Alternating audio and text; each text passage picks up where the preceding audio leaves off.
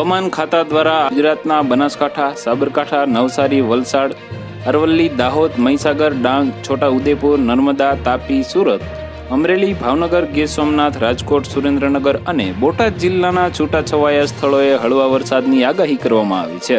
વાદળછાયા વાતાવરણ અને વરસાદને ધ્યાને લઈને ખેડૂતો દ્વારા સ્વાભાવિક રીતે પાકના રક્ષણ માટેના કેટલાક ઉચિત પગલાં લેવામાં આવતા હોય છે.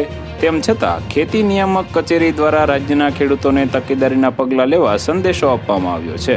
આ અંગે વધુ જાણકારી માટે આપના વિસ્તારના ગ્રામસેવક, વિસ્તરણ અધિકારી, તાલુકા અમલીકરણ અધિકારી, મદદનીશ ખેતી નિયામક, જિલ્લા ખેતીવાડી અધિકારી, નાયબ ખેતી નિયામક, KVK અથવા કિસાન call centre toll free number 1800-180-1551નો સંપર્ક કરવો, તેમાં વધુમાં જણાવાયું છે.